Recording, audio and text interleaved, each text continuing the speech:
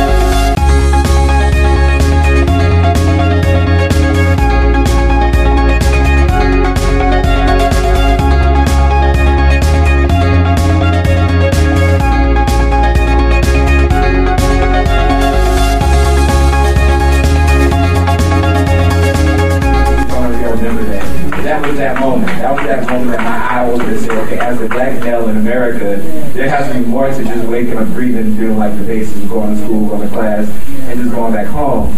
So we traveled from Charleston, South Carolina, 12, or maybe a whole day actually, going from South Carolina in a van with some white brothers and sisters to Genoa, Louisiana. That was my moment to organize. That was my moment, I think Reverend Al Sharpton was there. It was like a mass movement of black people actually engaging in dialogue and non-peaceful violence. And it's sitting in a hotel and talking to people who are like a different race about what we can do here in South Carolina. That was my moment. As a young person who is also leading and developing the minds of young people and the future leaders of tomorrow.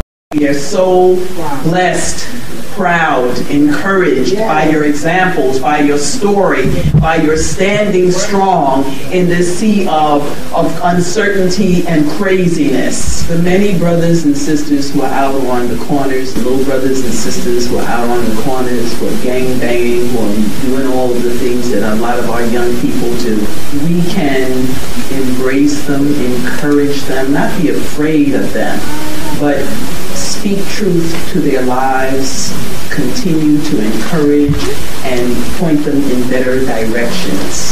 Obama, he was a good president, he did a good deed, but at the same time, he's not our babysitter. We can't be like saying, oh, Obama, we gotta do this, you gotta enhance the education, you gotta fix the streets, you gotta stop the gang violence, you gotta minimize gun control, and it's a lot of things. But as a thing, comes from within, we gotta come as a group collectively, be like, hey, enough is enough, we gotta stop being in the corner, we gotta stop being afraid. Because I wanna be free when I go outside. I wanna go outside like this, at both shoulders, I wanna be free. So therefore, we gotta stop with the whole non-snitching thing. Organizing this thing called one-on-ones. The purpose of a one-on-one is to build that relationship. So when you're meeting somebody on the corner, go to the corner where they are. Don't try to push them to do something that you want them to do first, but get to know something very intimate detail about their life, and use it as a starting point to build that relationship. Once they see you're genuine, authentic, and what you're trying to do. We are here live at the 2017 National Action Network. James C.B. Gray, the one and only, from the Harlem chapter. Is that right? Yes. From the Harlem chapter. I've been with the National Action Network for 5 years now. I am currently the National Action Network Harlem chapter youth adult huddle representative. So basically, the National Action Network Youth Huddle is the youth division of the National Action Network, and I'm one of the representatives of the huddle, sort of like a mentorship position. I'm working directly under Reverend Al Sharpton's daughter, Ashley Sharpton, who is the founder of the National Action Network Youth Huddle. So what we do is every Monday night from 7 to 9 o'clock, we have the youth at the National Action Network headquarters, and that's designated time for our youth huddle. What we do during our huddle is we have open discussions, well, everything dealing with politics, health, incarceration, especially a lot of issues that affect the black community, the African American demographic, education. We're very big on technology, as you can see throughout the convention. We've seen a lot of panels dealing with the technology, the computers. Matter of fact, Lord Dowdell, who's the president of our technology division of National Action Network, he's donated computers. He's started classes that are helping the youth and elders to, bridge that technology gap. So we, National Action Network this is the 26th annual National Action Network convention. We do it every year in April around the same time, 4 days, and it's full of these panels, these formats, these forums that are talking of, like, this year's theme is everything is at stake. And this can't be a better time to even, to say that, because if you look at our current situation, we're about to, this guy's trying to bomb Korea, man. It's South Korea right now. North Korea, I'm sorry. And that's, I think that, we need prayer. We need help. But we really need to come together as a people. It's not even a white thing, a black thing, a brown thing no more. And the more they pit us against each other, the more we're going to be, divided. Right now is a test. If we to let us know that we have to come together right now collectively. There's even white people that are looking at things that they never thought would happen. And when a white person is scared, That's true. How are some of the ways that we can encourage today's youth and preparing them for the future by, encouraging them to become entrepreneurs, also, driving them away from the gang involvement, the drugs, the stereotype that you belong in jail because someone in the past has been in jail. How do we keep the youth away from that and being involved in the National Action Network? What do you have to say to the youth, please? One of the main things that, we got to understand is not only do we have to protect the youth, they are being attacked from so many different angles, and when I say this, right now, 1 out of 4 African-American children is going to end up going to prison. Now, that statistic is an accurate statistic. It's based on the numbers of the criminal justice system, their official tally. Within the next 10 years, it's going to be 1 out of 2. Okay, and now check this out. This has absolutely nothing to do with with them per se. There's a criminal justice system right now that literally invests money. Okay, so put it like this, right? I also deal with urban economics. Okay, all right. So when we look at they was doing a boycott against Macy's. They said we're not going to buy from Macy's. So I said, okay, you can boycott Macy's and all these other retailers all you want. Everything on that shelf is protected by an insurance clause. So whether you buy it or not, they're still going to get their money. Your child might have a bad Christmas, but they're still going to get their money from the product. So that's not I don't think that was a valuable approach to an economic boycott. What I've suggested is, if you want to really, boycott somebody and make a difference, you got to understand the reason. Just think about the reason why we're even talking about why we have to do an economic boycott, right? Okay. Not enough black businesses, right? The reason there's not enough black businesses is because the banks are not granting black businesses loans.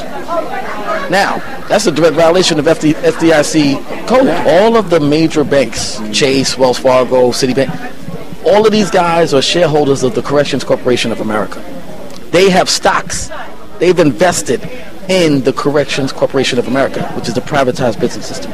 So it would not behoove them to give you a business loan as a black person because they make their money when you go to prison.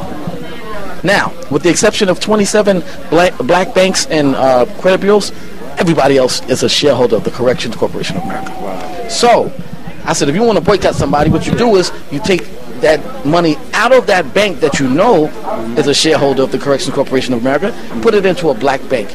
That's what's going to empower the black community. The black dollar is going to... And during the Black Wall Street, the black dollar circulated 13 times. Now... Black Wall Street? Oh, you never heard of Black Wall Street? No, I haven't. Well, listen, I'm also an African-American historian. The black dollar circulated in the during the Black Wall Street 15 times. Now the black dollar circulates 15 minutes. Not even touches one black business. Not one black business has benefits from a dollar in a black community. Unbelievable. Not one. But guess what? How do we overcome this? Take the money out of the This bank? is all a systematic approach, man. It's not a coincidence that what's happening in the black community is happening. When I say I'm producing this documentary about police brutality, it goes way deeper than that. What we're dealing with ultimately is this. There's a system that's in place that was designed to keep us from winning. And you might not believe it because you might not be affected by it, but this is something that's happening and been happening ever since slavery ended. They needed an alternative way. If you think about it, right? The police department wasn't founded until right after slavery ended, because they didn't need a police department before then. Because they were just all they needed was the slave catchers to catch the slaves and bring them back into slavery. There was no police force. What happened was they started realizing that there's a level of guilt that developed behind these motherfuckers. Don't kill us, man. All we did to them, we got to have a way to protect ourselves and our property from these people that we've done so wrong. That's messed up. I was in a 1 percentile of African American males that successfully won a lawsuit against NYPD for police brutality. Even the judges, they was all said it's impossible. You can't do this. You're not gonna win. And like I said, only 1% of African American males in New York City have ever successfully done this. Wow. And when I won my lawsuit against NYPD, that was my platform to do the documentary, to inform the people about what's going on. Information is worth, it's priceless. It is priceless. Here's what's happening on iPower 1.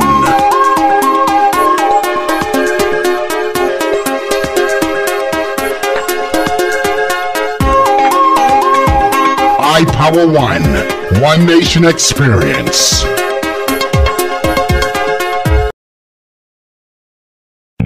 Tired of the one-sided of cable networks? Tune in to Politics Nation with the Reverend Al Sharpton. No longer one-sided. Let's have an even playing field. Politics Nation with Al Sharpton. Weekends. Every Sunday at 8 a.m. Eastern. Only on MSNBC, Comcast Channel 37, Boston.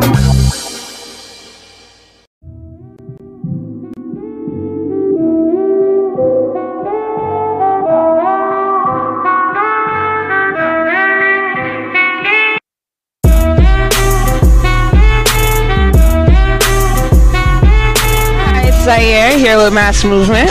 Thanks for checking in.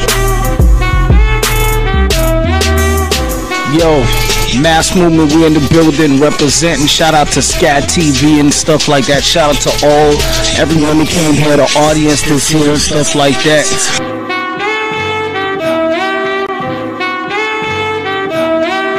Yo, it's your boy Seven Sins right here, Somerville Line TV.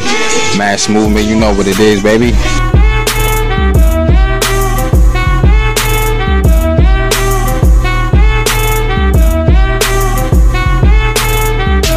It don't stop, 617 everywhere. Shout out to everyone that support us, all that.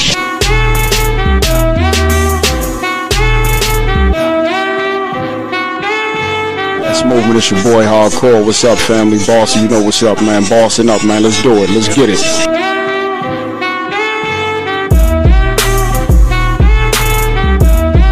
What's good? It's your boy Boston's Prince D Nation. You know Mass Movement, baby. We going hard this year. Let's get it. Let's get it.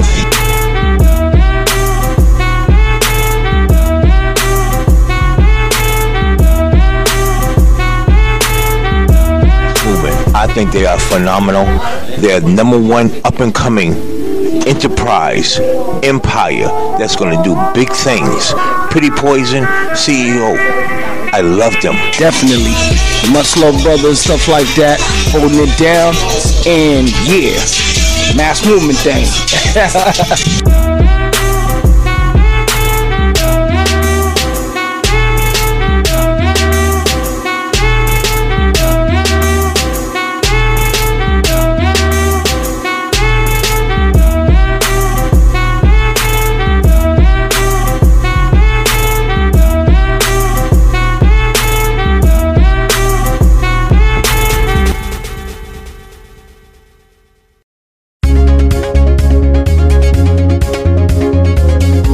is labeled Sons of Darkness. It's a science fiction tale. It talks about black history and the modern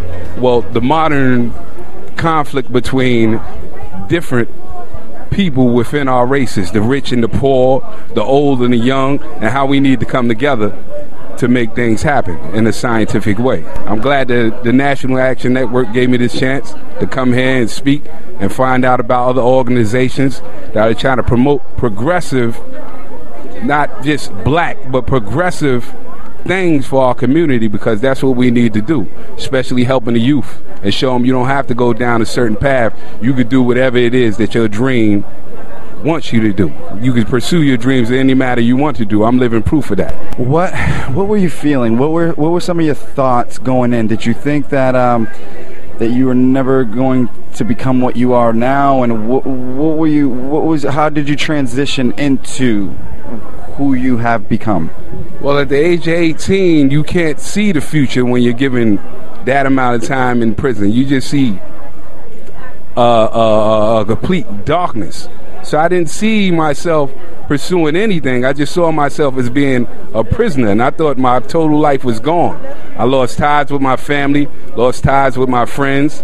Getting around, when I hit my 20s, mid-20s, I started to see a light. And after you get a little taste of that light, it's like being a plant. Once you get a little taste of the light, you want more, you know? You don't want the darkness no more, you want more. And that's what I began to do.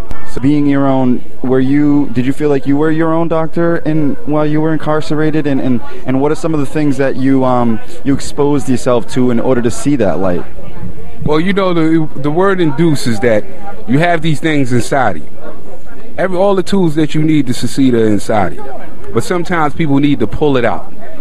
So it's not just about me, it was the brothers that I was around. You know, I represent them. I represent brothers who will never see the light of day. Drew Noble, Andrew Thomas represents them too. So I have to represent them. Progression is not a color. Progression is a feeling. Progression is an act. So we can all help people to progress. We have to be responsible for our own youth. We can't leave it in the hands of entertainers. We can't leave it in the hands of entertainment. It's the family. It's like the brothers in prison. They was my family by proxy, you know, and they didn't let me slide or go into this. So I have to do the same thing to my community because I know there's a tide that's going against that, but we have to affect that tide with progressive people, not white, black, Spanish, progressive people, because progression has no color. You can be an author. You can be a movie producer. You can be a personal trainer. You can be an educator of any school system. You can be your own person and not fall into the traps of society, not fall into the traps of what's going on. Sons of Darkness by Drew Noble. Please, I'm personally looking forward to reading it myself. You're welcome. You're welcome.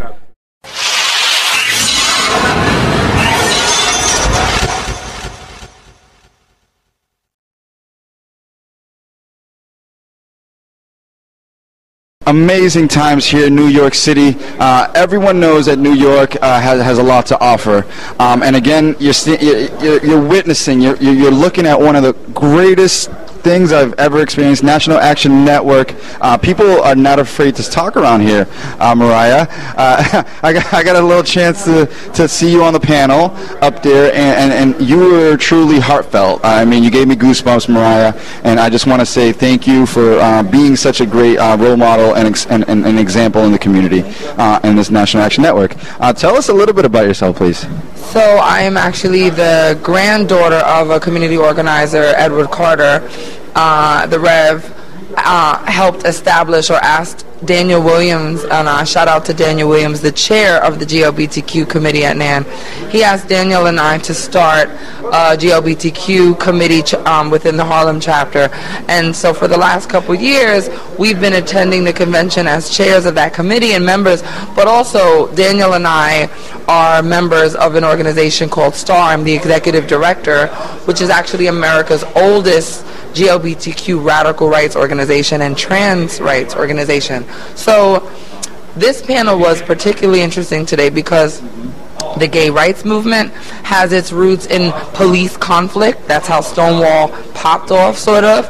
And a lot of why it did pop off was a fear of going to jail for being gay or trans. And that is real. And so both with the history of Stonewall and NAN, the work it does, the current White House, this week's convention, everything seems right in terms of including someone from my community on today's panel. And so that's why I'm here. And yeah. So people are afraid of going to jail for being a gay or lesbian? They were. In 1969, before the Stonewall riots, it literally was illegal in New York City, where we are now and where the movement started. It was illegal to either be gay or to be transgender. You had to wear 2 articles of your assigned birth's clothing in public or you would be arrested. So cops could literally go, all right, well, where's your underwear that says you're male? Or you would go to jail. Wow. And in fact, Marsha P. Johnson, who threw one of the first punches or shot glasses at Stonewall, was remarked as saying that she wants her gay rights, and painted queens or transgender people who could only dress in their clothing according to their birth sex were what existed before the Stonewall riots. So Stonewall didn't just give gays their rights, decriminalize people's lives, but it also allowed transgender culture to flourish, and people could actually dress completely in the gender that they felt comfortable, and that was a radical shift. Wow, amazing. And so you were up there with Kimberly Felder. You were out there with David Carter. And so they were really emphasizing the importance of, I've heard words like dehumanize. I've heard redemption, grace, and mercy. The importance of education in this whole National Action Network. Give us a little input on that and the importance of what you feel. Well, particularly with my background, I think that this White House was mentioned several times, and as someone else has pointed out, Mike Pence and the Trump administration's either attacks on current landmark legislation like gay marriage, or this radical talk of rolling back rights for transgender people, or removing federal support for those protections, particularly under Title IX for transgender students.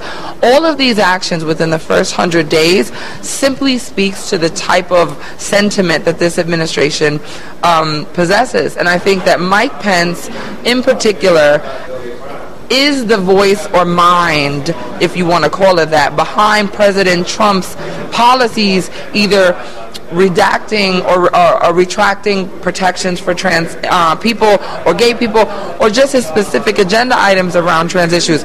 Mike Pence is certainly the one with a grudge against gay people. There were rumors that he has prayed his gay away and might have at one time dealt with the same type of issues. But besides the scandal this type of statement relays, the fact that Mike Pence's on-paper positions are to potentially support programs that torture kids with electroshock or abusive treatments, those are akin to the Nazis. That kind of action to potentially, we're going to whitewash what we call it, but not calling it what it is, which is decrying the support of gay kids and sort of saying we should let gay kids and their families fight it out.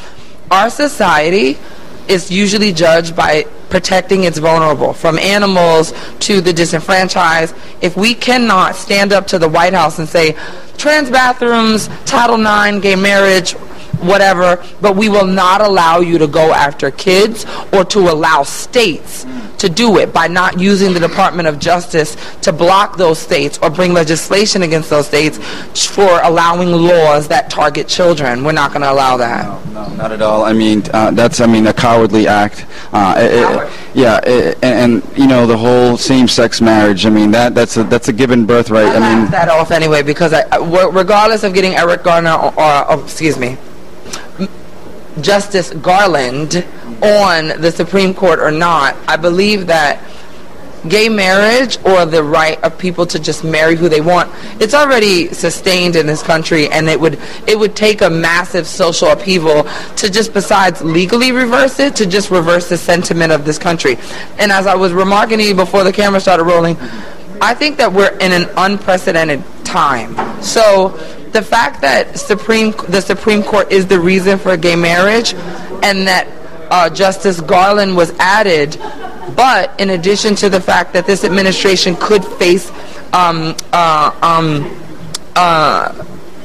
impeachment or high crimes and treason, or the potential risk of having a procedural question on what would happen if Pence and the president were impeached. So with all of that said, not to muddy things, I think that the Republicans trying to sort of get us all riled up about threatening gay marriage, I'm really not worried about threats to gay marriage because I don't think this administration is going to make it. So I think they need to be more concerned about not going to jail themselves and get their stuff in order. I think we can take care of our gay kids. I think organizations like the National Action Network and church-based organizations have been taking care of vulnerable people for hundreds of years. We will continue to do that, and we only have to deal with 3 years, 8 months, and however more longer, if at worst. So I think we got this. We do. And you're speaking very realistically here, looking at the kid situations, looking at adult situation.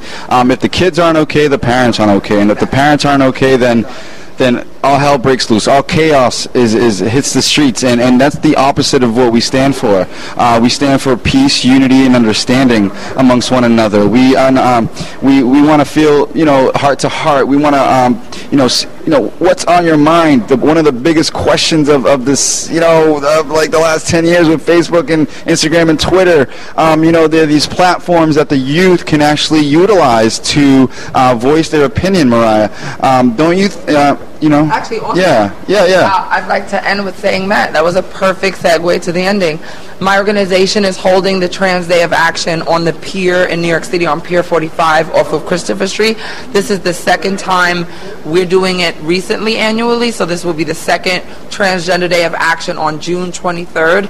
But our theme was already youth empowerment, and to mock the president, we were going to subtitle it Think Big or Think Huge. So we believe that our young people should think big, think huge. We believe that the first transgender president is amongst the young people that will be celebrating Pride this year, or the first gay president.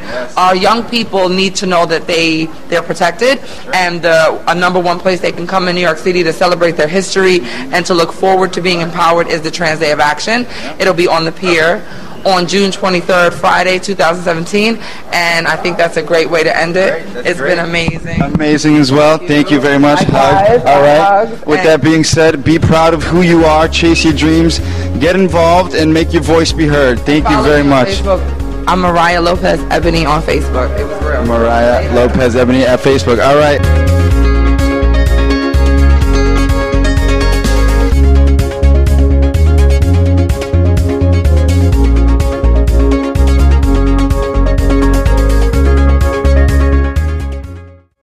iPower 1.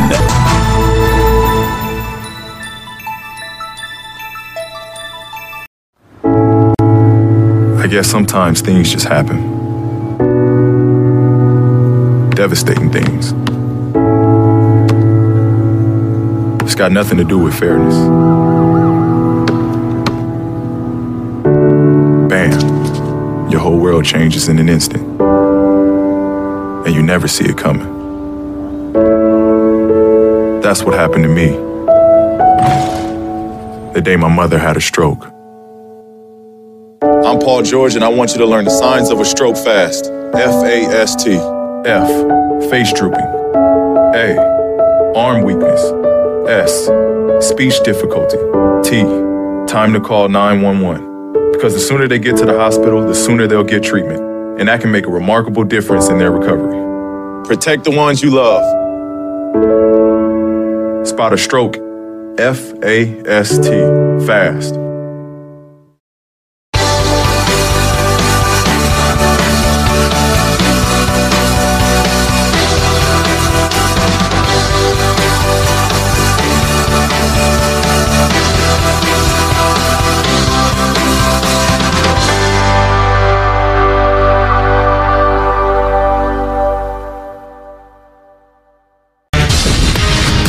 You say all that, then you say all that matters, and you both say on CBS this morning. It's Charlie's signature line.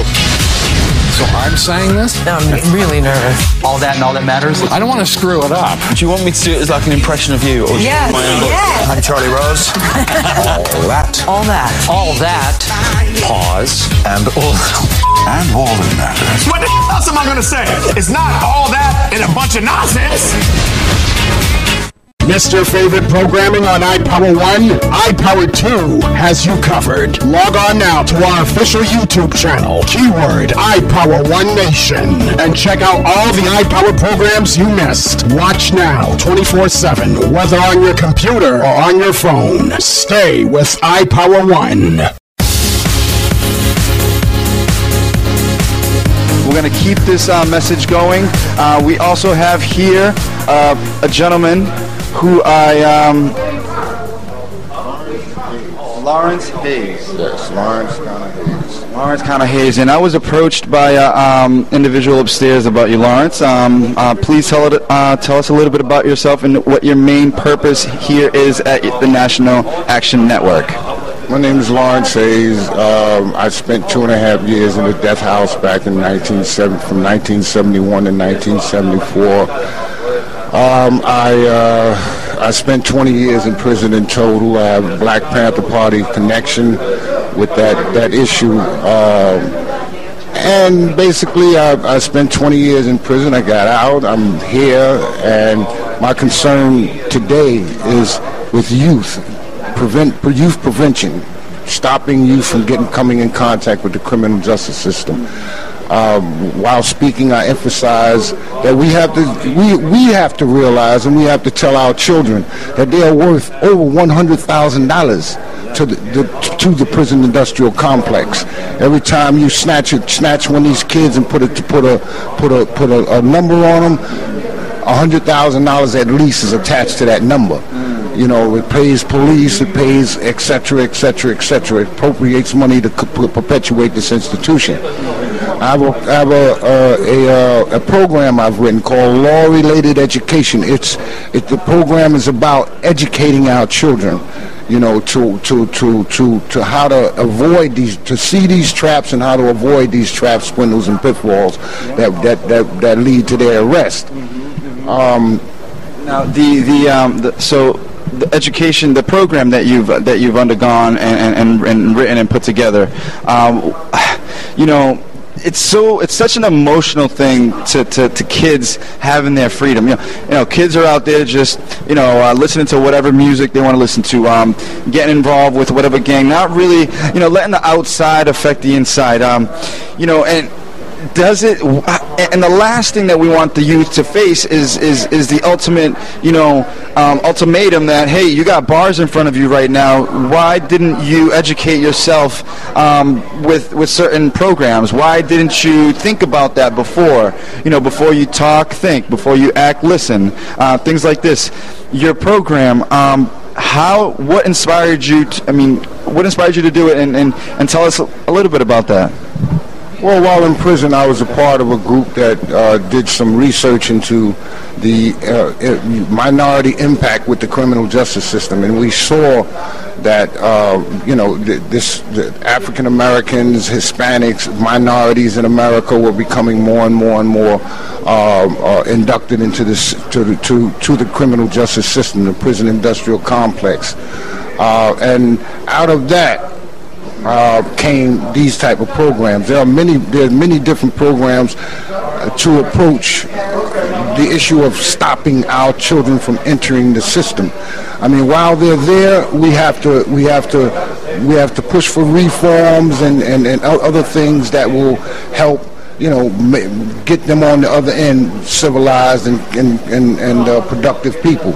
But if we can stop the influx, you see, of our people in general coming in contact with the criminal justice system, we will have accomplished something, not the system.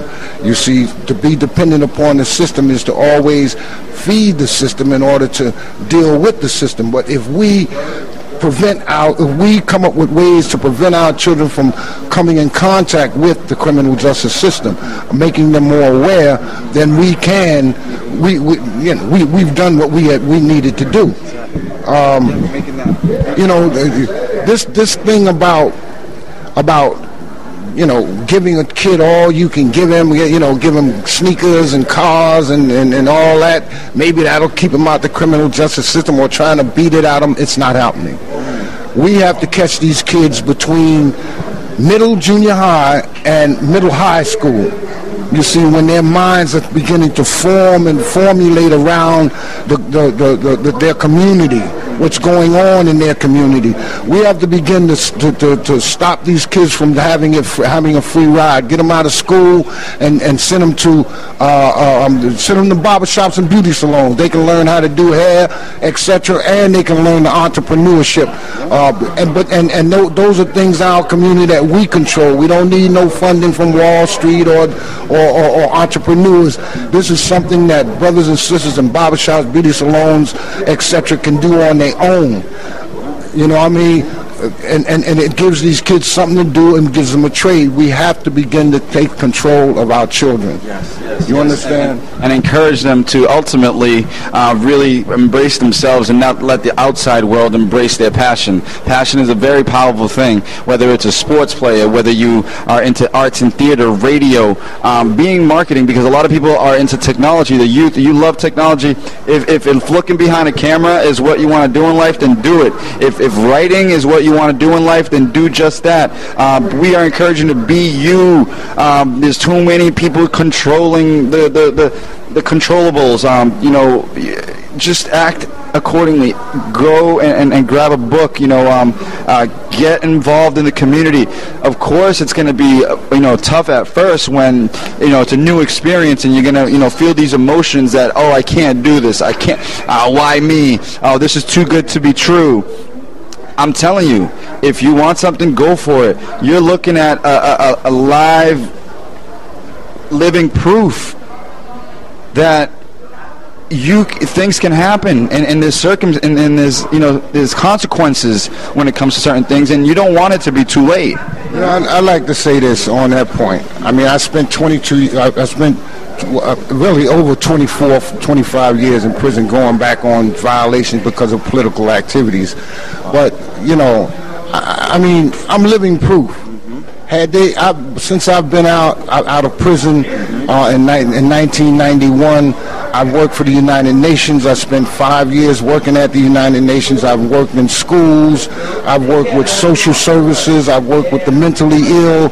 I've worked with the addicted. And believe me, I've made many contributions to this society. Nice. Had I been executed, then of course that would not have happened. Had this opportunity. I'm serious. Yeah. And I need to say this. People, we have a white supremacist in the White House. We have a white supremacist who has the ear of the President of the United States 24/7. We need to get very, very serious about what we do for ourselves and our children tomorrow. You see, or today, so that tomorrow will be safe for them. So, I mean, like I said, I've written this one program called Law Related Education. If people are interested in it, my email is GHANA_HAYES@yahoo.com. I'm not giving my phone number. but this is serious. This is very, very serious. The only way that we are going to stop the influx is that if adults begin to stand up and take responsibility for youth, not only their own children, but the youth of their community, the youth of their nationality, the youth of their humanity. Take control. We have to guide these kids. There are a lot of traps, swindles, and pitfalls out here set up already, you see, to ensnare these kids and guarantee the system, the prison industrial complex, another 100,000 per year. You see, so my message here today is that it's serious. We need to bring this to an end. We need to stop cuddling people. Also, people are pointing about reforms. They want to close this prison. They want to close that prison. Communities need to set different responsibilities for prisoners getting out. learn, go to the, I mean, if you can't do nothing else, get into the trade of barbering. Get into the trade of barbering. Bring us a degree. Bring us a degree. Bring us something. That way we can advocate for you as an individual when you get to the parole board. You see, so it's a give and take situation. We can't we can't be out here trying to stop these kids from going into prison with you coming out talking about how cool it is. We can't do that. So when you come out, you say, oh, listen, I was in there and I did this, that, and that, but I want you to get this, that, and that before you go in there. This is what we need to produce a generation that is not geared toward feeding the prison industrial complex.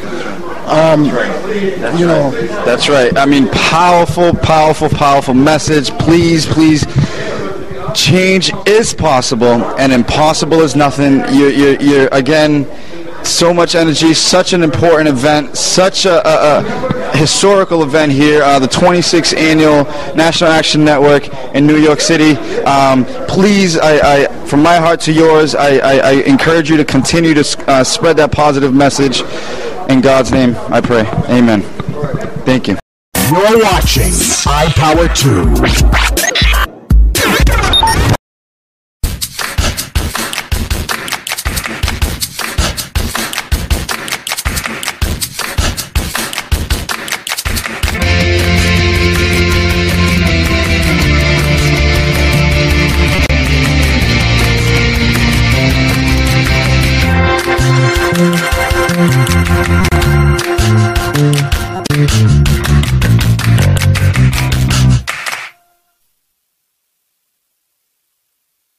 Look at your face.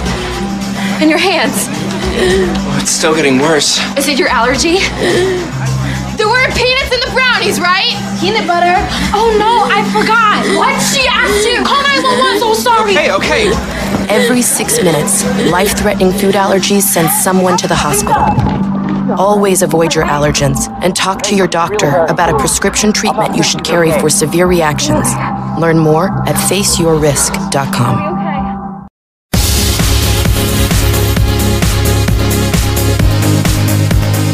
We're feeling good out here in New York City. So much energy at this National Action Network. I came across Paris upstairs when the panel was up on stage. You stepped up.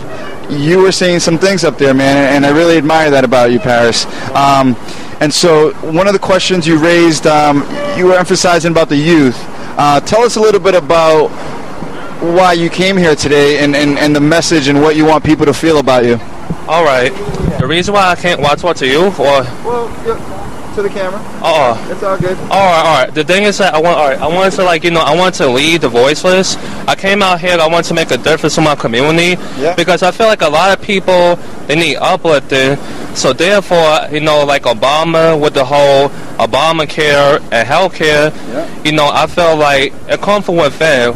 What we gotta do? We gotta be enthusiasm, sense of humor.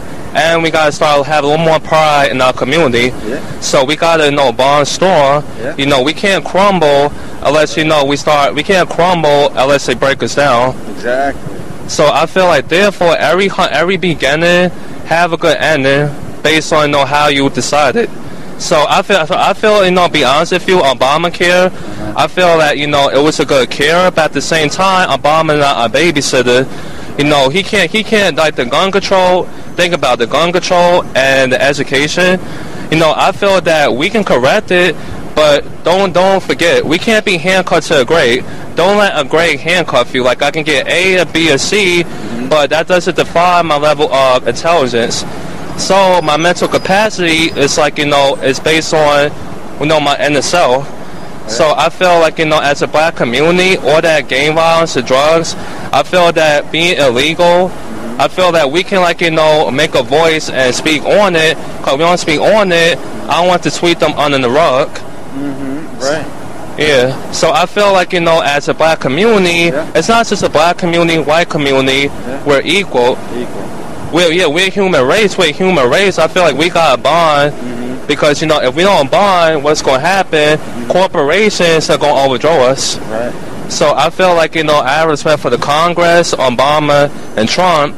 And that's another topic on what reshoring is the gay marriage.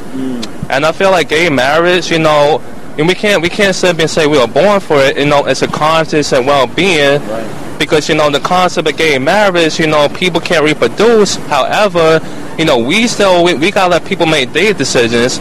Because what's the new one to want? First Amendment. You know, we have freedom of will, freedom of speech, and we shouldn't let it be violated based on what someone's saying.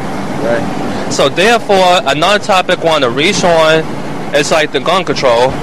I feel like nobody should be permitted to buy a legal firearm if they license. Right. So therefore, like target practice and deer hunting, I feel like, you know, I like going deer hunting, you know, some animals, you know, I like going happy-go-lucky, but at the same time, you know, target practice and police, there should be more training in police. Like, we should be able to look at the community and be like, you know, we can't blame police for shooting no unarmed black men.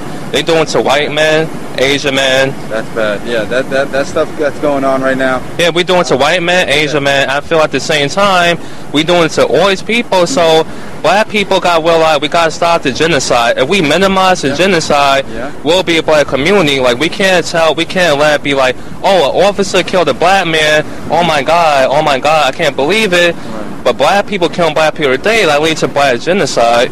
So we like genocide. We know it's like a double-edged sword. It's a double-edged sword because, you know, black people killing within their communities and officers are killing. So I feel like we gotta be stronger and branch out on the end ourselves, and we gotta grow and develop as human beings, and we gotta know how to control ourselves and act like humans. And Donald Trump, I like Donald Trump, but don't get me wrong, Donald Trump, you know, is not the leader of the White House. The Congress is. He can't make, you know, the rebuild and bomb of healthcare. And Donald Trump, you know, he can't, you know, do other things like gun control, and the Mexicans a travesty. So I feel immigration, that's another topic on reshoring, immigration. Right, I feel immigration, you know, like we shouldn't be barricaded. You know, we should be able to break through the walls. Like, that go back to the woman, we should break the glass ceiling. And I feel like, you know, like Clinton, despite, you know, the failure, she didn't get the victory. But, you know, we never had the history of a female president that break through such barriers people didn't expect. And I feel like, you know, Bernie Sanders and Ben Carson, you know, I feel like we live in a male-dominated, you know, industry and world. So I think female, like people like Clinton or Sarah Palin, some may agree, some disagree, but at the same time, Sarah Palin and Clinton, and go back to the other days of Susan B. Anthony, Elizabeth Cayton, and Sandra, and going back to the 19th Amendment, the women right to vote. I feel like, you know, women, they need to say so. We can't push women. Because women, you know, they're not there for housework, cooking, cleaning. Why not serve and participate so, you know, we can give, you know, guys a lift? Exactly, yeah. No, that's really, really, really amazing. I love the way you think, and we need you to continue to spread that message. I really want to encourage you to, whatever it is that you feel inside, whoever you want to connect with, you know, do that. You know, whatever questions you have, you want to approach that person. You know, you want to say, hey, I'm Paris. I want to do this. Hi, I'm Paris. Can I have an opportunity? Hi, I'm Paris. Can I show you this? Can I say something? You know, because that's a message that I see here at the National Action Network, that they're just saying, hey, the youth, doesn't matter how old you are, tell us what you want to be in life and we'll help you to get there. Tell us what you need and we'll introduce you to the person that might open that door for you. So I really, really enjoyed you and what you had to say, Paris, and I want to again continue to tell you, you know, whatever you want to do, you know, do just that, you know. That's a you know, I really like the way you were speaking and everything. Great energy from Paris and everyone here at National Action Network in New York in 2017. I'm Mickey, and thank you for sharing this moment with me. Thank you for, being you, and that's what it's all about, people. Be yourself, go out there, travel, explore, follow your dreams. we're here to just be ourselves and keep going. Take us to work. Take us on the go. Take us wherever you go. iPower 1 FM. Go to www.tunein.com. Keyword iPower 1 FM. Download the TuneIn radio app for free via Android and listen 24/7.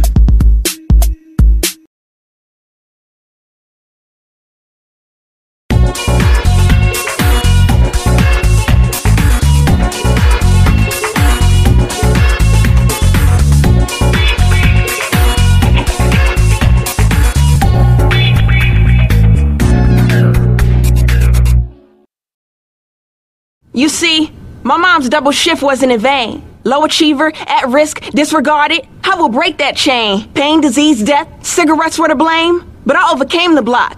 And the shock when my grandpa's lung cancer caused by cigarettes was caught. Distraught and left alone. Had 3 generations in one home. Not broken, but awoken. Setting sights on CEO of independence as my goal. So I reject cigarettes to regain control.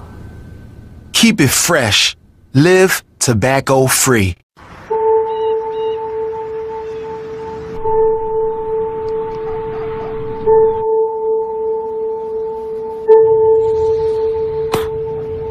Idle hands.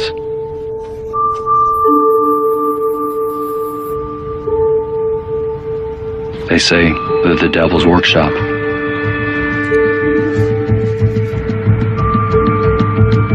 Easy targets.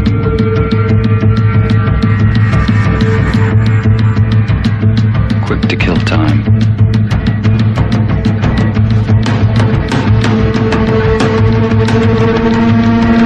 But give idle hands something to do, a place to go, a purpose, and they're capable of amazing things.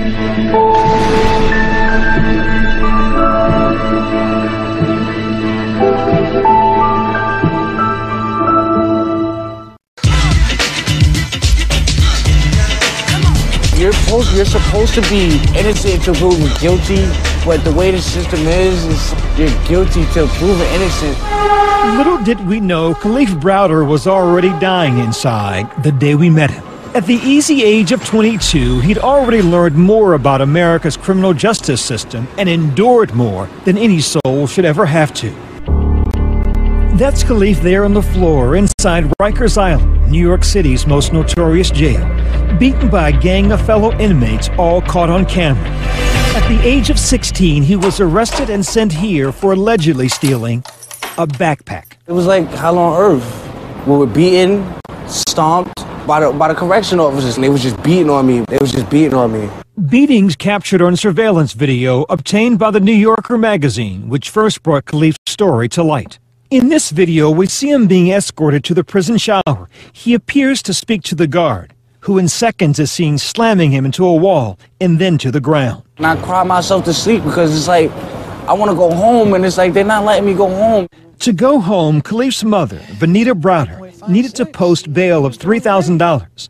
Money, she said, she just didn't have. What was your reaction when you heard that your 16-year-old boy was being sent to Rikers Island? My heart dropped. You know, I had heard so many horror stories about Rikers, and all I could picture was him getting hurt in there. Court records show Kalief had attempted suicide at least 6 times, spent 1,110 days behind bars, more than 800 of those in solitary confinement. His court date postponed more than 30 times. He endured all this having never been given a trial, never convicted of a crime. Finally, in June of 2013, all charges against Kalief were dismissed. But his experience exposed a troubled criminal justice system and the brutality of life behind bars. I think at some point, almost a reckless disregard by the prosecutors in this case. They didn't care, Byron. They saw his file.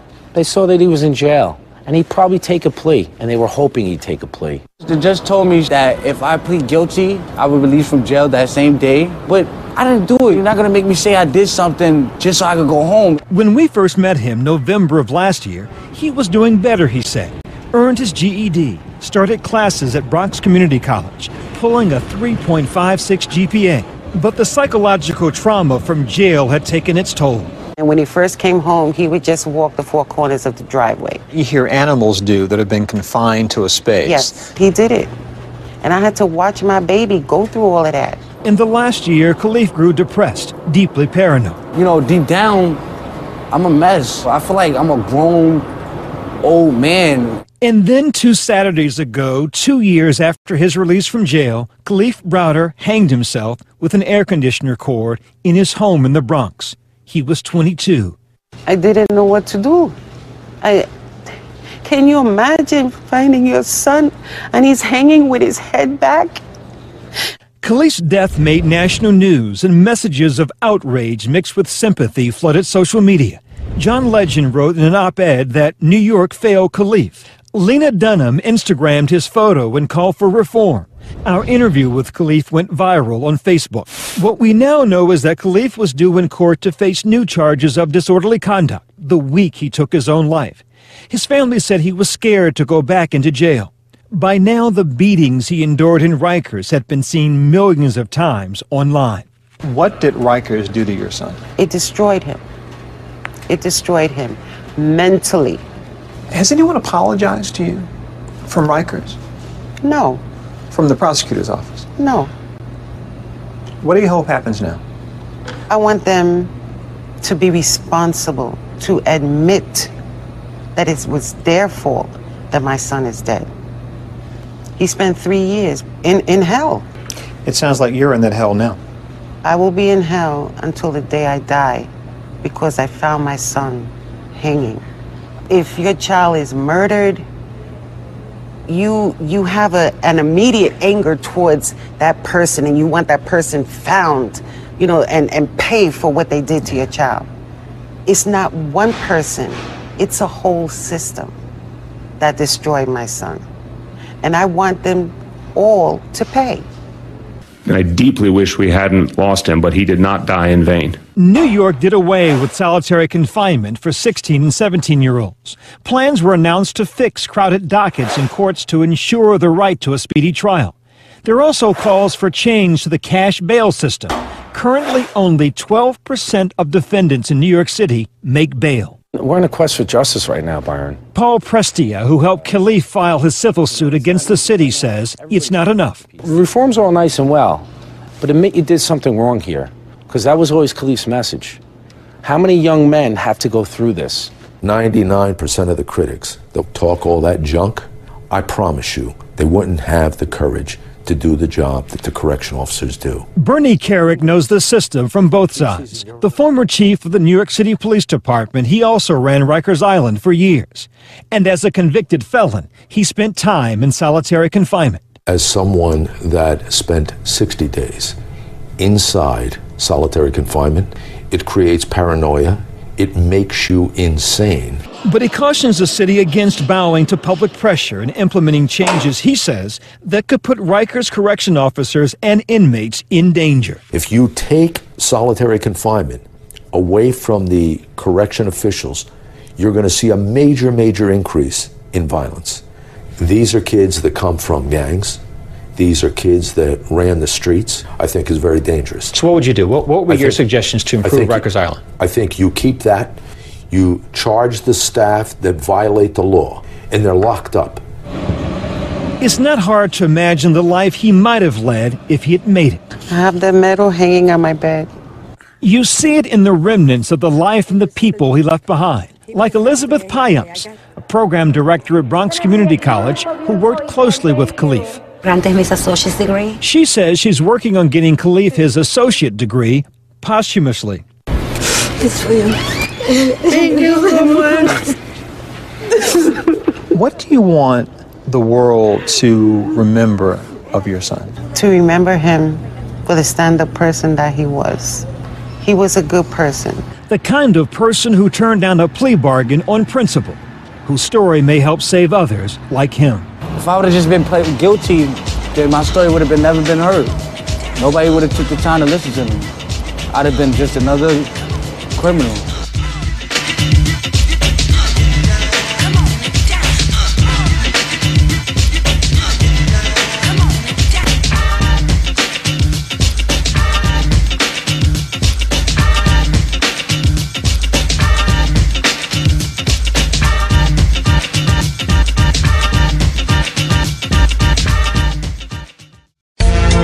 iPower 1. One Nation Experience. iPower 1.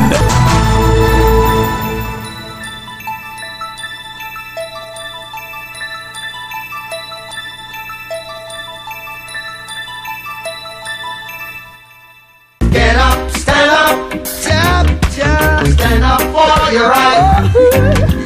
Get up, stand up, stand up. Don't give up the fight. Life is your right. Get up, stand up. We can't give up the fight. Stand up for your right. Lord, Lord. Get up, stand up. Keep us coming.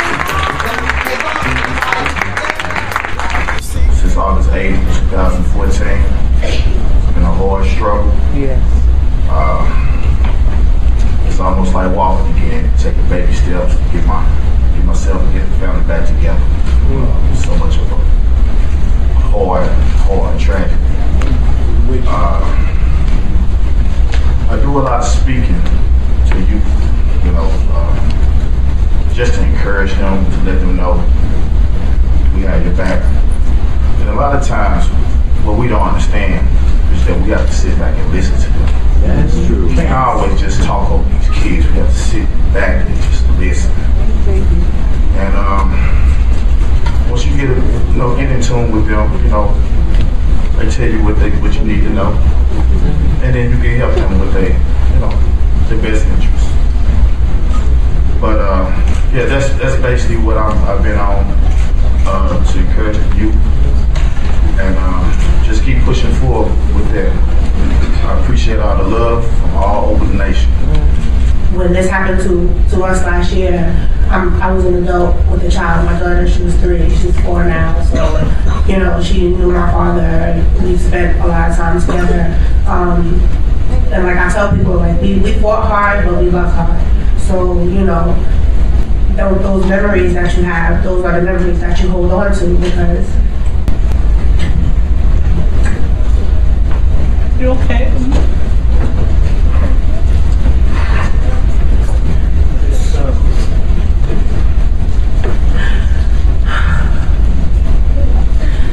It's usually easier for me to talk about it, but it's just like, you never really heal, and I haven't really had the time to really grieve for my situation, because it's like I just automatically jumped into, getting out there, making people aware, but it's much more than that. It's about how people raise their kids so they won't be a victim. Like, you teach your kids certain things so they won't be a victim. I fear for my daughter all the time. Like, sometimes I say I'm glad I didn't have a boy, because I was there for my son. Like, I think of my brothers, they're younger than me. They're out there all the time. I worry about them because of who their father is, or, because of their relation to the family. So it's hard to, look at your brother and say, okay, I'll see you later, because you really don't know. I saw my father the weekend before, and I said, okay, I'll see you next week. And that week never came. So it's like, it's more important now to be involved, because it's like, if you're not there for your kids, it's not gonna give them the comfort to say, okay, I can go to my parents with anything. They feel scared, so they look for love in other places. That's why they go to gangs, because they don't have a family. They say the gang is their family. But if they had the support or the people that they needed from the beginning, they wouldn't have to look for alternate people who they consider family. Myself and my husband, it was a thing where we didn't want our children to be non-productive members of society. So, and everybody used to say, Pinky, you talk to the kids like that? Well, my nickname is Pinky. And I said, because I want them to know. I want them to know that I'm not going to accept teenage pregnancy. I'm not going to accept you doing drugs. I'm not going to accept you disrespecting me. I'm not going to accept you disrespecting anyone else. I made sure that they are respectful, and I told them, your only job is to bring me a high school diploma. If you choose to go to college, then fine, I can't afford to send you. So if you want to go, you need to work hard to get that opportunity to go. My daughters chose not to go. You know, Emerald went back. A little while. You went for a little while, you know, and you know, they all granted diplomas. That's all I asked for. Now I have my 2 boys. And then when this happened to my husband, it was like, what do I do now? I have to raise men. I'm not a man. I can't teach them how to be a man. But I can look around at other men and let them know that this is what I want from you. This is how I want you to present because you represent me. So if I don't do a good job as a parent, I can't expect you to do a good job as a child. I have to tell you how I want you to be. My son is 20 and he'll be 21, and he just got, you know, a full scholarship for basketball to college. And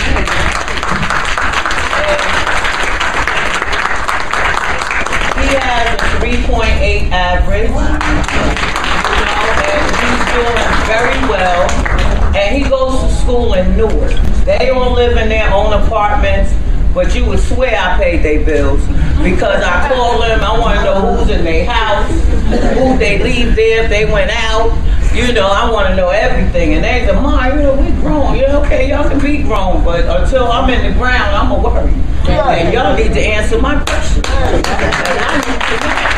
You know, so, and then now I have my 15-year-old son, and he's like 6'6", and he plays basketball, and you know, he spends time with his brother at college, so that gives him the incentive to say, Mom, I want to go to college. So I told him, okay, well, you know what you got to do. You got to get that scholarship because I'm broke. I ain't got no money. And I see young girls in the street, and I stop. They always say, Mom, you always talking to strangers. But I don't feel like they're strangers. I feel like they're my children too. You know, I feel like if my neighbor's daughter is outside and I see her doing something she ain't supposed to do, I'm gonna say something. And if they get disrespectful, then hey, we can get disrespectful together. And then I'm gonna let your mama know that I can beat your ass. And then I take them home. I ain't gonna be somewhere. Very good. I grew up in the streets, I was raised in Brownsville, but I'm afraid just letting them, between the violence and the police, I don't know what to do. I tell people all the time, you know, if I walk down the street and I see some police on one side and some thugs on the other, I'll be more comfortable with the thugs than not the police. So we have to deal with that on an everyday basis and educate. We must educate ourselves. The families that's affected immediately, and then you guys can also attest that by watching the show that we did for my brother, that also speaks to you guys. So you become family, and that's literally why I decided to make this show, because after my mother passing, after my brother passed, it was more like I couldn't, and neither could the remainder of my family, carry this anymore.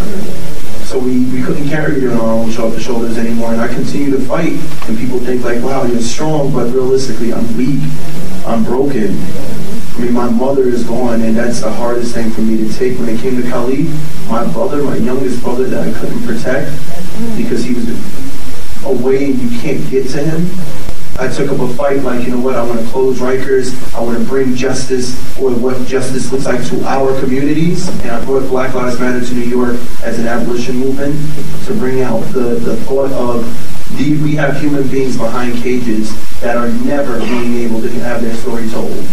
Through Kalief, we say these kids are Kalief because they can easily be Kalief.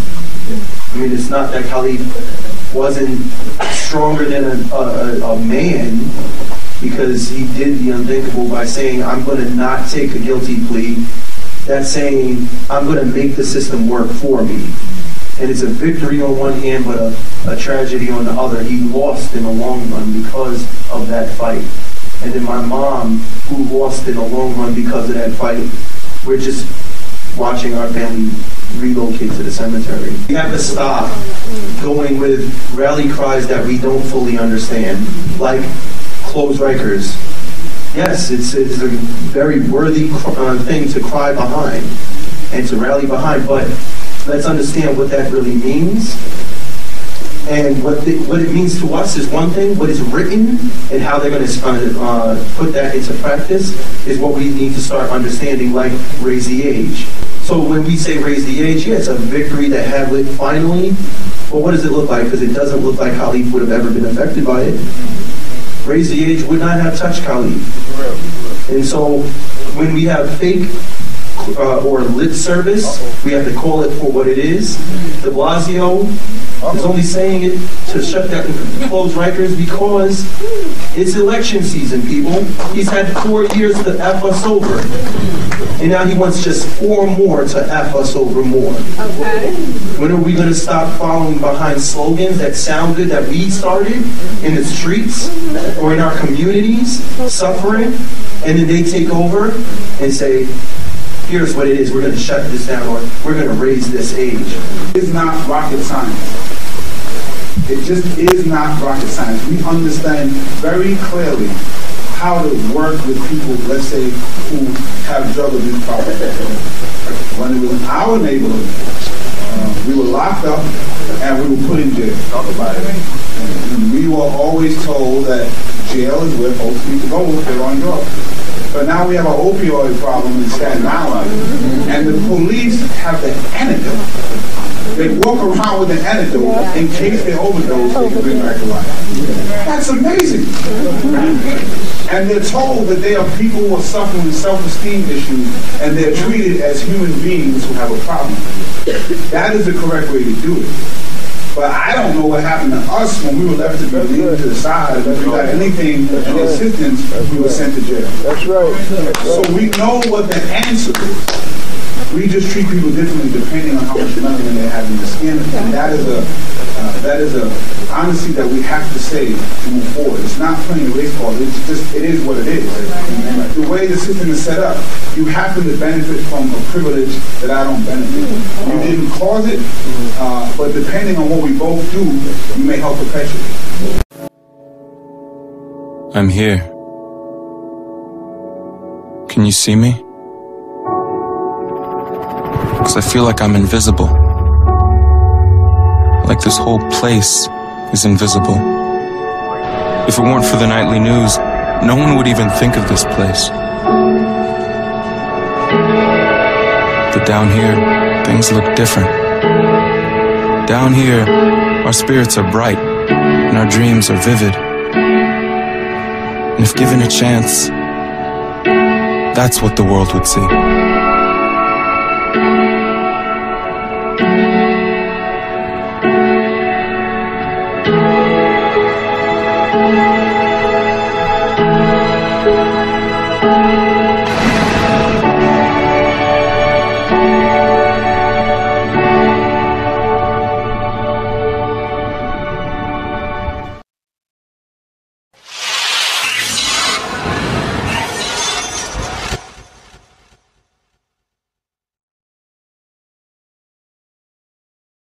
Good evening, everybody. Once again, we're here at the National Action Network in New York City in 2017. What an amazing event. A lot of great leaderships in the community right here in front of me. We have Kalief Browder's brother, Akeem Browder. And Akeem, I just want to say thank you for your leadership in the community. There's a lot of things going on that need that voice that you have, you know, that drive. People look up to you, man. Me, as I do what I do, I look up to people like you and everyone around. What I've seen today has been nothing but amazing. Going to say that we at iPower have been covering the story of your brother for 4 days straight. People have been calling in, texting. Tell us a little bit about yourself and your main purpose here at the National Action Network. I appreciate this, and you know what, talking about Kalief is something that I think most people need to start doing, having that hard conversation that brings about the fear, the anxiety, the pain, the stress, the emotions that the people in our communities actually go through. Most of our community doesn't get a chance to be heard. And for Kalief, we got fortunate that Jay-Z, Harvey Weinstein, Spike Company, everybody took to Kalief's story and wanted to put Time to Kalief Browder's story on the map. And so what we did was create that document that other people, basically in our family, just as a person of the family is concerned about, is really we suffered a loss from Kalief, and then actually that suffering of Kalief was 3 years in the making. It's not like when he passed we suffered. We suffered from the beginning to the end. Even my story, 14 years old in Rikers, and then to have it happen to Kalief, and then to lose my mother just because of, after she tried to fight for the justice to be changed and to have real reform. But once she passed, basically I had to make the decision, you know what, I need the public, I need the people, your watchers, your viewers, the people of New York, the average people of the United States to take on this burden for us, because basically we can't take anymore. That's right. And with those emotions that are set in, there's a feeling of urgency here. There's a feeling of urgency to everybody watching to please say something about how you're feeling, because that's why we have a voice. This is why when emotions get built up, it does a lot of damage internally, and externally it's going to show. And that's the last thing we want as inspirers, as leaders. Here at National Action Network, we have to be more proactive about it. Utilizing our voices, getting involved in filming opportunities for the kids, because we can't shelter them from what they see on TV. Is it time to sort of maybe have a platform for musicians to transcreate into more music instead of poisoning the minds of the youth, saying it's okay to degrade women and use guns to settle an argument? Is it about time to change that? Realistically, we've been educated by, let's just face it, our oppressors. We've been educated by our oppressors. We've been told how our fashion should look by our oppressors. We've been told how our music should sound by our oppressors. We've been told how our culture, who we are, by our oppressors. So let's not demonize anymore. Realistically, when we demonize our youth, we're telling them what you try to be creative with, no, it may not seem appropriate to walk with your pants low, but we try to come up with our own culture. Our oppressor walks with his pants upright. So we wanted to try and do something different, something opposite. So we wanted to wear our clothes, even though where it started from and everything, it's a fashion statement. Our music is our fashion statement. Our culture, we don't even know of. You told us who we are, so we try to figure out, you told us who we are, it doesn't really fit our genealogy, it doesn't really fit our melanin. We have soul, we have rhythm, and yet you tell us who we are. So the kids are confused, and this is what we're starting to see, or not starting, this is what we've always seen. The confusion in our kids is brought on about the fact that they don't know who they are, and they're told who they are by their oppressor. When you have that kind of dichotomy, it confuses. Just like Kalief, he was confused. Why are we on the streets protected by our police, even though he didn't know much because he was 16 years old? But when he then goes into the Department of Corrections, a different kind of system where you wear a uniform, you have a badge, you look like a cop, yet you're beating us, you're abusing us, you're starving us, you're neglecting us. It was confusing to him, and he asked me often, in the beginning, yo, I can't believe they're actually doing this. It's a confusing thing. So all our kids are confused. We don't want to have this perpetuated fear. We don't want to have this standpoint on it's us against them. But realistically, Black Lives Matter is because Black lives weren't accepted or taught about or educated or promoted in a way that gave us our own voice. So we started saying Black Lives Matter. We started saying justice for all, justice for all until we get justice for the blacks. So there's things that we're trying to do, and every time we step up to do something, have a voice in our community, have a hand in our children, we get stepped on by policing, over-policing, when they're supposed to be actually aiding in our communities, in our neighborhoods. So I know it's long-winded or whatever, but when it comes to our kids, when it comes to our future, even just, I mean, we're neglectful in the thought that our kids are suffering, so we're starting to talk about it more. But while we're talking about that, we're neglecting the age population coming home from these long absorptive bids, 20, 30-year bids, and they're coming home with nothing to live for. No re-entry services or programs in the street like Exodus Transitional Community. They're a company that's been working with the Kalief Browder Foundation. No, Julio Medina. He's the founder and the CEO of Exodus Community. Okay. I've met so many people today that it's just like. Oh, he wasn't here today, but no, he didn't. The name Exodus. I heard. It's on my card, actually. Okay, that's where I. But yeah, you've probably seen it actually, and I think you responded back to it. Yep. So So a lot of great things happening for you. In the near future, for the youth, what are some of the things? Because one of the things that really raised the eyebrows of people and really people got excited about was you running for mayor. What opportunities are you going to create for that youth generation that that for the next generation in the near future? What opportunities are you got in the works, and what you want to tell the youth that to look forward to?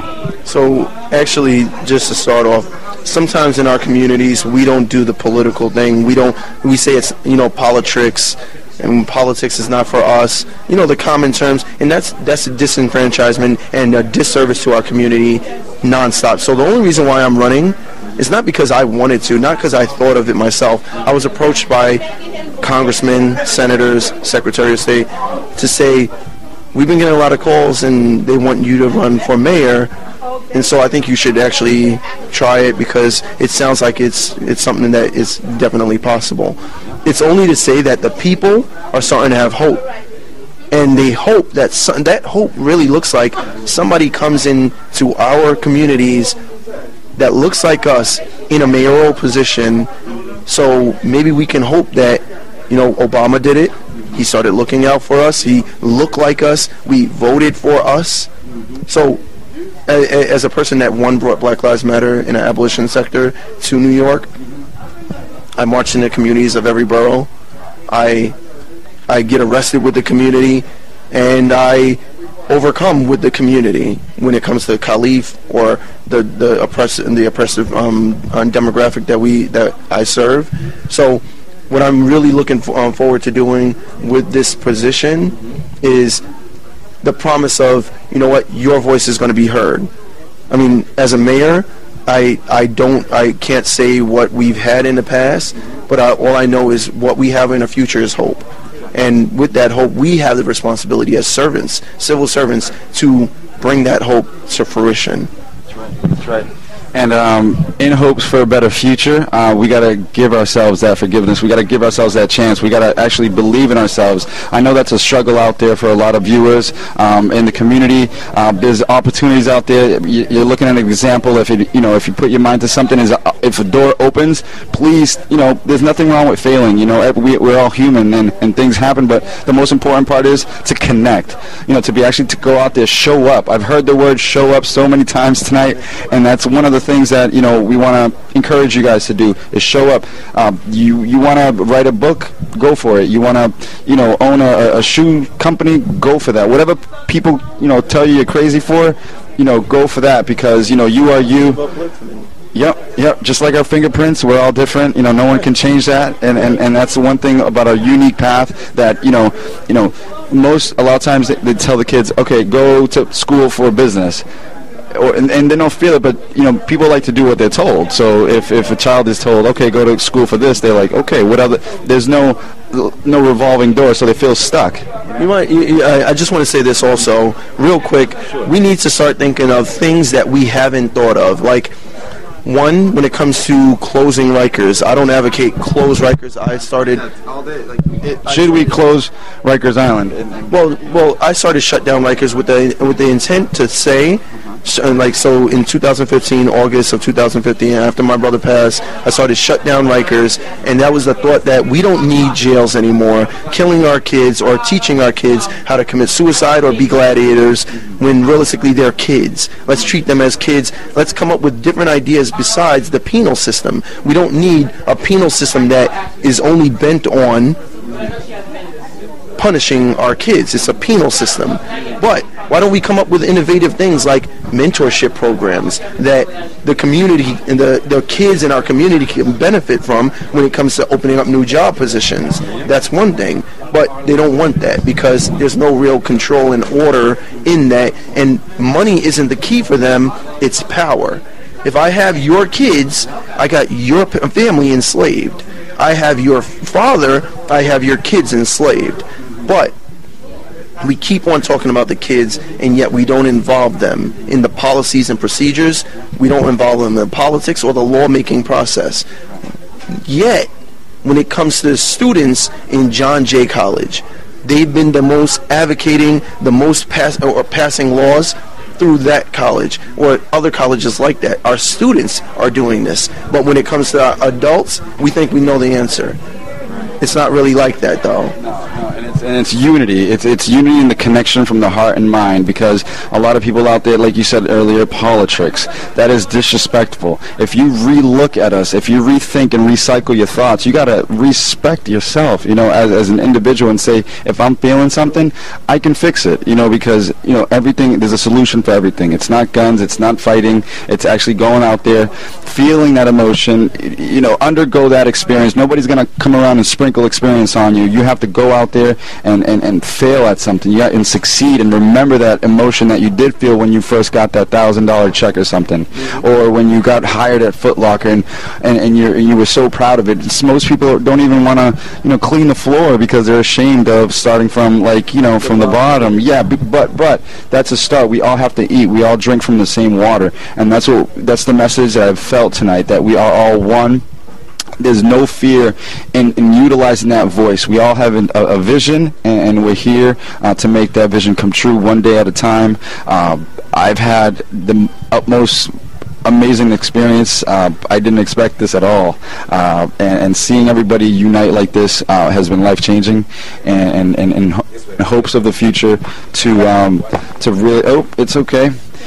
To really make that difference and continue to use our voices and continue to encourage everyone is amazing. And I just want to wish you the best. Maybe we could revisit this definitely in a month or so and see what's going on. But the advocates that's for change and not reform, not trying to rebuild, or the advocates that's concerned about their kids, their communities, their families.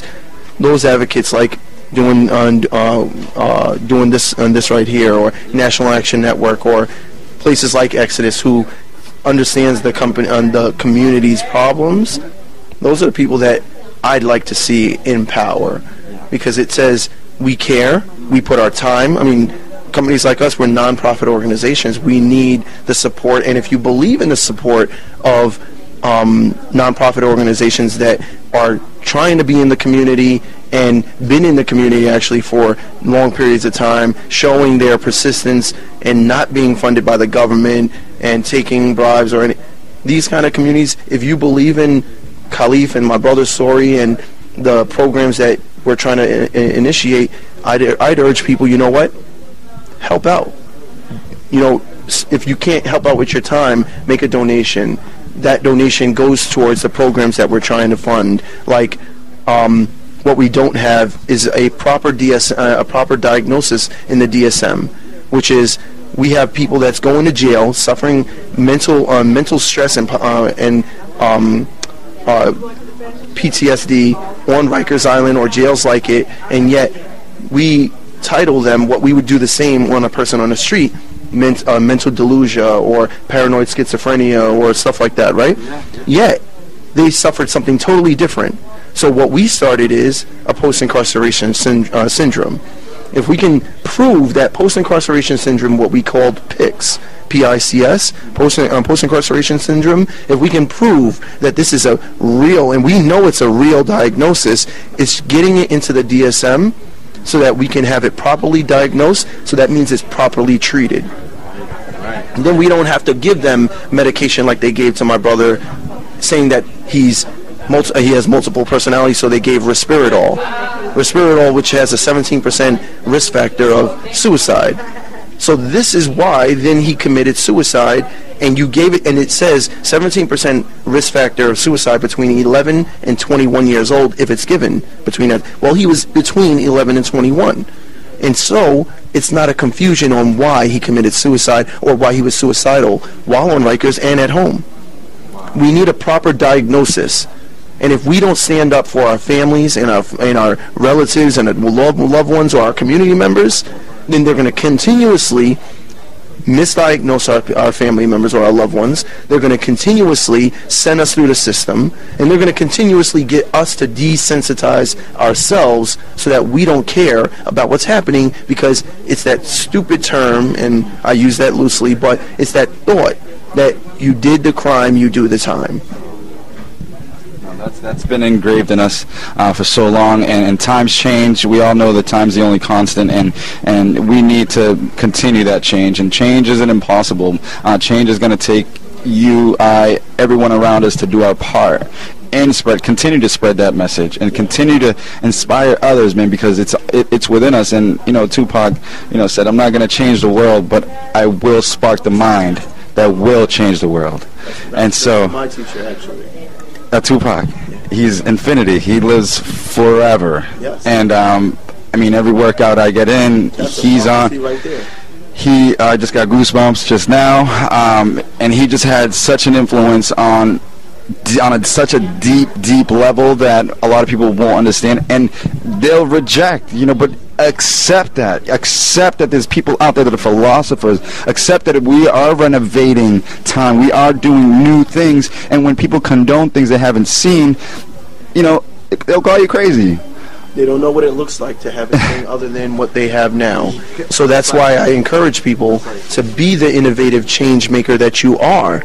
You are the innovative change maker. You just have to experience the attempts, the fails, the rejections, the passing, the achievements, the awards, everything that you get with a try. So, with that, brother, I appreciate your time. It's been my pleasure and honor. It's been an amazing experience. I want everybody out there to take a good look at what's behind us and absorb it in, which is our futures, the prophecy Kalief left, and the Kalief Browder Foundation. Amen.